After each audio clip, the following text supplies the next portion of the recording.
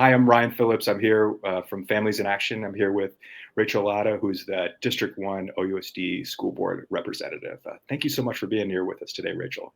Yeah, of course. Thanks for having me. Yeah, we're just going to go through some questions with you. As a new school board member, we're just interested to hear what you have to say.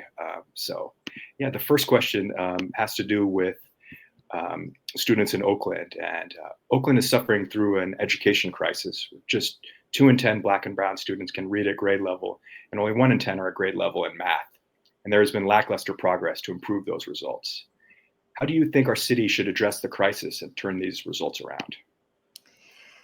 Yeah, I think that probably you mentioned the city, and so I do think ensuring that not just the school district leaders and obviously as a school board member, I'm really thinking about what are the ways that we can focus our and prioritize academic outcomes for our students.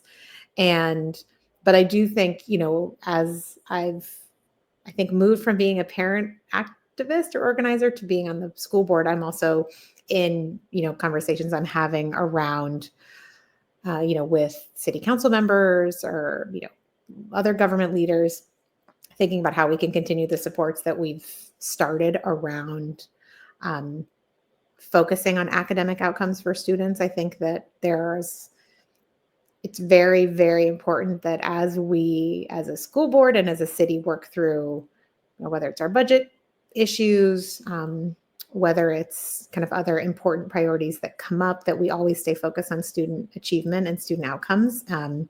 And so I think I'll just say, first thing is just making sure that, myself as a school board director and all of us, these school leaders, really stay focused on that being the primary driver of everything that we do. And so whenever we're thinking about initiatives, whether we're talking about, increasing programs, or in the current case, maybe scaling back on programs, what are those impacts on student achievement? I think the other thing that I'll just mention that's really important to me is that we're also having a really clear and also transparent to, easily explainable metrics for what are the benchmarks we're looking for throughout the year. So I think that we're moving in the right direction as a district, in terms of, like right now we're using iReady as one of the ways that we ensure that students are making progress month to month, instead of just waiting for the large SBAC test at the end of the year. I do think we need to do more of that, and I think present it to the public more. So, but yeah, biggest thing I would say is keeping it a priority and making sure that we're funding it as a priority as well.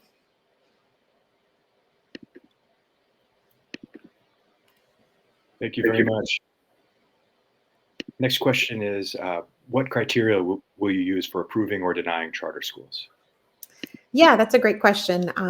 So we just, had 9 renewals at the school board, and I wasn't on the school board then, but now that we're preparing for 6 more renewals this fall, or I suppose could be as early as starting this summer, some of those applications coming through. The metrics we're using are essentially the same as what were used in the fall. And I think sort of really to be more kind of to keep to the principle of what we're doing is that, charter schools are a, kind of autonomous school that's open to the public, that does, have, kind of instead of like, district schools, the idea is that there's, innovation that's happening. And as part of the like school portfolio that we have in Oakland, we have as authorizers of public school, we have to kind of use a very strict set of criteria in terms of, and so I think for the vast majority of schools that are, having good academic progress and have an academic program, and are, sound fiscally, Those are the biggest drivers for why we would approve a charter school. So we look at, governance, the bylaws, we look at the budget, and we look at academics, and really compare apples to apples with, in the fall, compared with other charter schools and district schools. And for the charters that, in terms of didn't, so I think for charter schools that are, kind of being run well and offering a good academic program and have a reasonable expectation of continuing to deliver that service, then they would get approved. Reasons for denial broadly, I think I've been,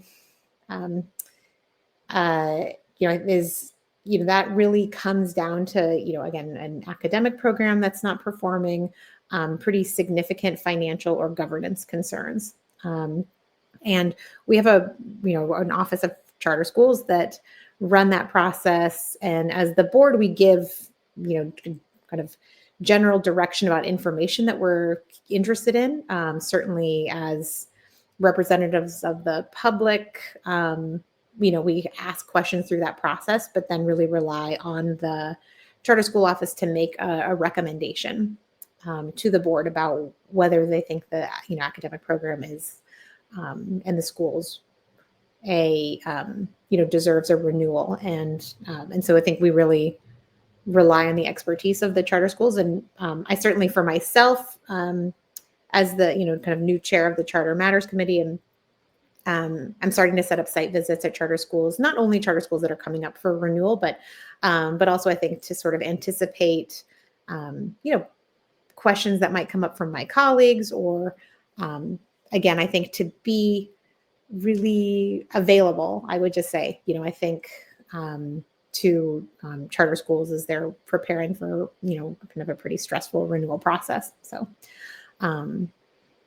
that's, I think, generally speaking, the criteria, and that's all on the charter school website if people are interested. Thank you very much. The next question is, students perform better when their parents are involved in their education. There are structural barriers that prevent many parents from engaging in Oakland public schools, including lack of time and resources and language. What ideas do you have to improve parental involvement in Oakland public schools? Yes, I think that's a great idea. I am a parent of 2 kids in OUSD, soon to be 3 in the fall. And so I have certainly seen firsthand how important it is for parents to be engaged. And that's one of the reasons why I ran for the school board. I think that one thing that, in terms of structural barriers, I wish that we could find a way as a district to give us parents more time in the day.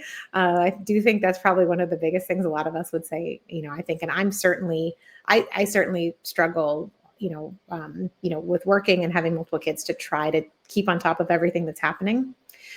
I do think that there's some pretty basic things that we do that we should continue to do. Again, even in this age of scaling back.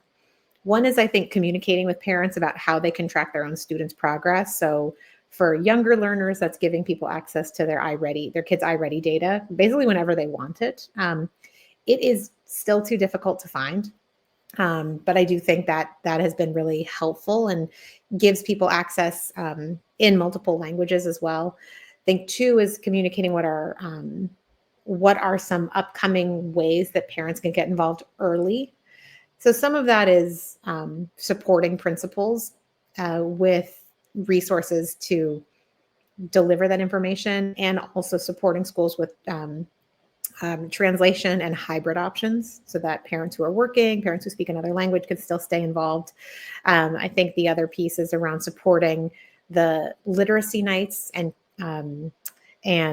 teaching parents how to read their iReady report. I do think the other things that I would just add, that I've been asking about is around also having a few more drop-in opportunities, which is, we kind of have throughout the year as the district, times where people can, get on a Zoom. There, it's basically office hours that are available to help people navigate. What does your iReady report mean? We have an upcoming night where people can give feedback on social studies curriculum, but I think having those a little bit more frequently so that parents can engage. And then in the upper grades, some middle schools, and I think the middle school network is moving towards this. They're also sharing iReady data with their parents, but also having students and parents lead their conferences. So instead of kind of receiving information as a one-way street, which is I think more traditional, that a lot of schools in Oakland are moving towards a model where we put the student or the parent at the center to figure out to sort of deliver that information so that we're being more responsive. So I think those efforts are broadly important. And then I would just say the other piece of it is implementing some more, again, clear check-ins at the beginning of the year so that parents can be ready for that, instead of just having more time for people to be able to get off of work and prepare for childcare for other students is a priority of mine as well. Thank you very much. The next question is, over the past decade, high school graduation rates have improved in part because of Measure N and the creation of linked learning academies. However, just 50% of OUSD graduates complete their A through G requirements, meaning half the graduates are ineligible to apply to UC and CSU schools. How can we improve those rates so all students graduate ready for the next step, eligible for college? Yeah. So I think there are a couple of big pieces to that. One is, that a lot of that work still is living in the Measure N and now H committee and in teaching and learning. That there's been a lot of work around ensuring that we're making it very clear to students and their families about what their progress is as they go along. I think the other piece that's an important component is that we ensure that we're intervening earlier for students who are off track. I think we have a really, we're very fortunate in Oakland to have so many opportunities, with having a community colleges nearby, to having multiple comprehensive and alternative education high schools. But I do think that we have to balance I think desire to keep students at a comprehensive high school with being really not letting students get too far behind. So I sort of think that there's a little bit of a collaboration that we need to focus on between Measure N and H and some of the alternative at high school, so that we're having fewer students graduate with the 190 credit. So that's part of where some of that A to G comes from, is that we have a population of students who get a little bit behind and then graduate with 190 credits, but they graduate, but they're not A to G eligible. And so I think we just need to have the other thing that I'll just say is that also means that we need to ensure that we're continuing to fund the counselors that help navigate this process with students, because I do think it becomes very difficult if you get to your junior year and you're off track significantly for A to G. So I just think ensuring that and this is one of the things that we're looking at with the budget adjustments, is making sure that we're protecting those resources for students and families so that we can, in freshman and sophomore year, help, kind of case manage as we get behind. And then, I would also just say that Measure N and H has done some really deep work around increasing that graduation rate and making sure that students, no matter where they go to high school, have access to college prep classes and moving that A to G number faster. And so, I think we'll be getting some reports about what we can do in the teaching and learning committee that will get shared out as well.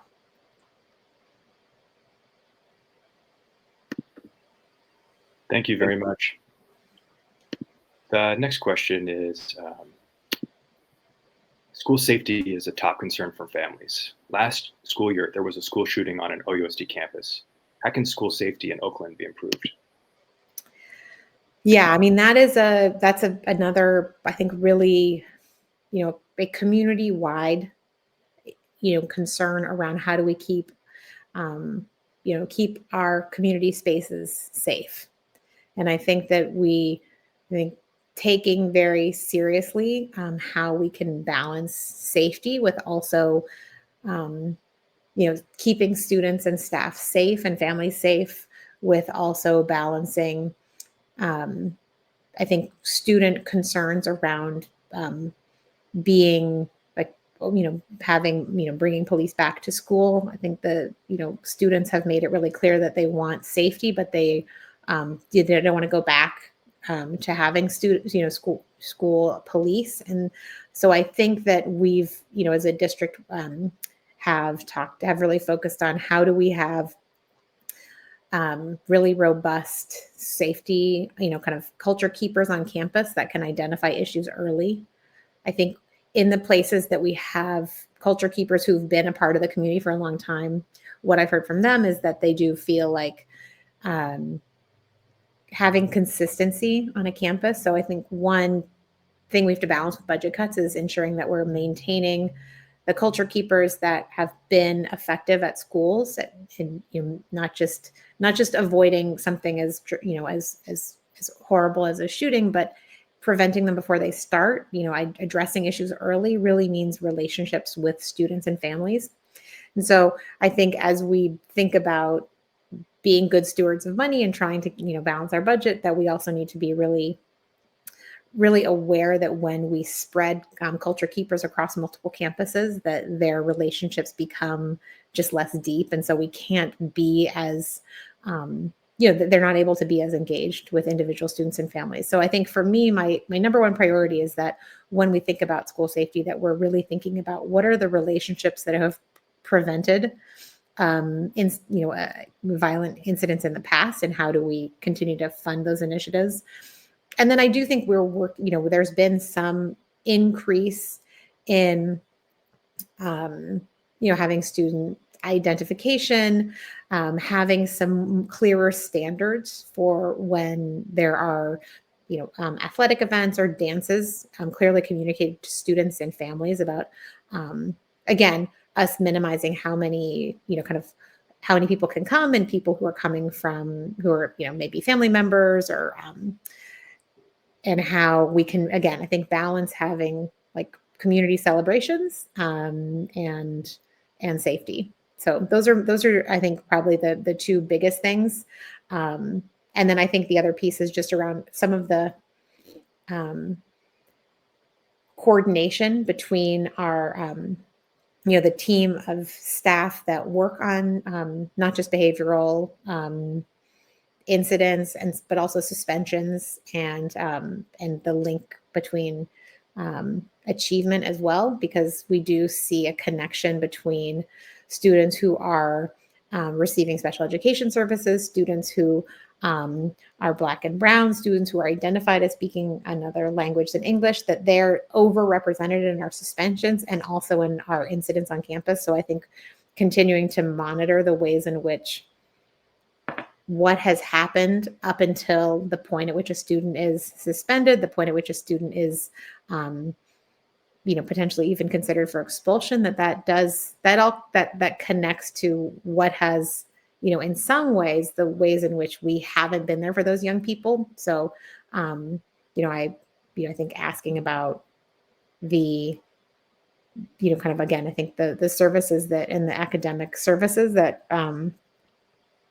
that need to be provided to all children, so that they also, kind of feel not just socially, accepted and part of a community, but also feel like schools are places where they're, academically excelling and receiving a rigorous education are also two other pieces that are connected to safety. Thank you very much, Director Latta. One last question for you. Many Oakland families live in fear of deportation, with the Trump administration vowing to deport millions of undocumented immigrants, and they're worried about sending their children to school. What can schools do to protect students and families? Yeah, this is really challenging. And I'll just say, like, I'm a nurse midwife at a community clinic, serving predominantly immigrant families, and we have also had to start having plans for, if we have an immigration raid and how do we protect our patients, and, having those same conversations at the district level. So I think the first thing that we can do is, I think, again, having relationships with families to explain what our procedures are, how do we keep students safe, and what are the things that we're doing. I think the district has spent a lot of time over the last 2 weeks doing professional development and meetings with school staff, with community school managers, and around how do we actually understand when there's an ICE raid in progress. What do we need to look for? How do we ensure that we're not giving access to our schools to law enforcement in a way that complies with the law? Because we don't want to create a situation that's unsafe. But we also, again, we now need to ensure that our school staff kind of, on the fly, we're all becoming experts in what is a legally acceptable immigration warrant and what is something that we can refuse. How do we have district staff that are available to school staff, if, and those numbers have been shared. There is a hotline that I've been, personally, like as a board member, but as a parent, and that has been given out to parents so that if they see ICE activity in Oakland, they can report it, because that's the other piece, is making sure that if we in the community see any, kind of ICE agents around or cars, that then we're aware, we can let people know. And then I think the other piece is being really transparent with families when even if we know it's a rumor that a school, and immigration official has showed up at a school, that we're communicating quickly what has happened. And I do think that with Parent Square, that's been one way, because again, it does do kind of immediate translation for any notices. We've talked to families and community school managers and principals around updating their emergency contact information. Although that, and that's really about protecting students that may, not, if, in the first Trump administration, we did have students not, kind of whose parents were picked up by ICE, even if they were then released, but they were, in detention for a day or two at some points. And we wanted to make sure that there was always somebody who could pick students up.